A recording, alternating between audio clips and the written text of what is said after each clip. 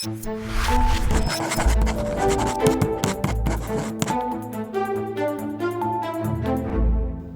anyone on Wall Street this morning, I would say trust in President Trump. This is a president who is doubling down on his proven economic formula from his first term.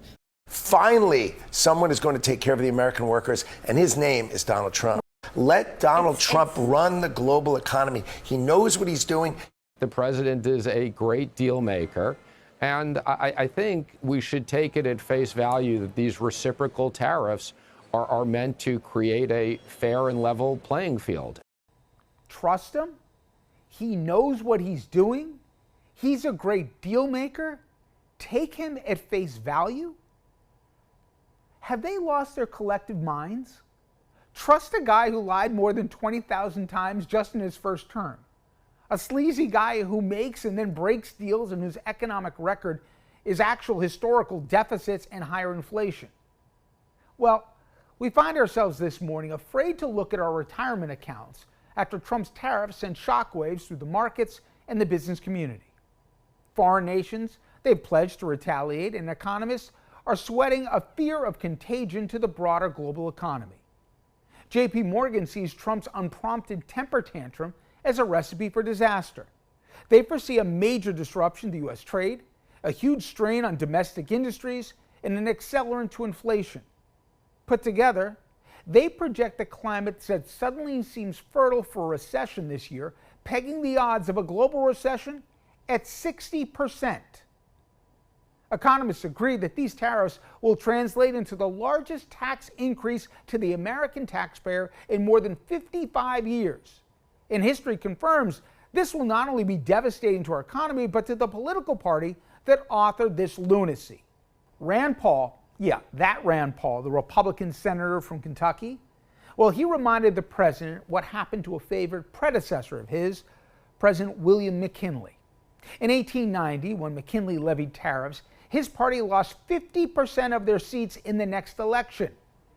Go to the 1930s, when the Smoot-Hawley tariff became policy. The GOP lost the House and Senate for 60 years, to say nothing of, a depression and a world war. But as infuriating as the fallout has been in this totally unnecessary situation we find ourselves in, this was all self-inflicted.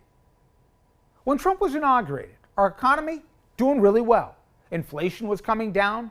We had record corporate earnings and the highest stock prices ever seen. Not perfect, but certainly not bad. Trump might become the first president to kill off a healthy economy through an almost universally foreseeable, unforced error. Now, to hear him explain his rationale, it's a chilling exercise. He doesn't even understand what tariffs are, and the math he used to try to justify his reciprocal levies is shockingly wrong.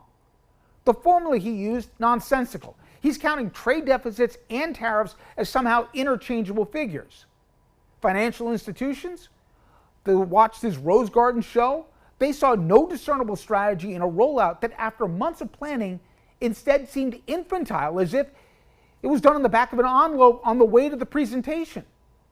Now all of this, it was compounded by the unavoidable damage to the business confidence that his back and forth waffling on these tariffs since January did. Nobody's going to invest here if they don't know what he's going to do. Now, because he is so untrustworthy and so unprincipled, businesses have no idea if he'll capitulate tomorrow or stick with this madness. Either way, the needed investment to recreate this domestic industry revival will not happen because Trump is so mercurial. In a little over 2 months, Trump has reminded amnesiacs that he's the same arsonist responsible for an insurrection. In the past couple months, he's attacked democratic norms, the law, the Constitution, and he's against public opinion.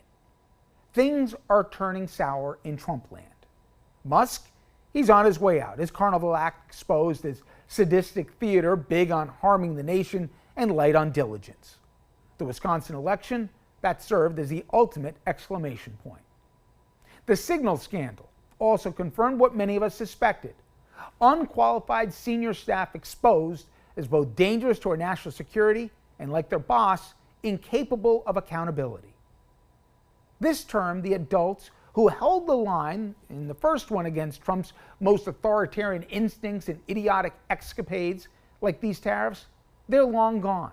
Instead, replaced by the sycophants who told us yesterday to trust him. I know I'm not alone, but I'm sorry. Been there, done that.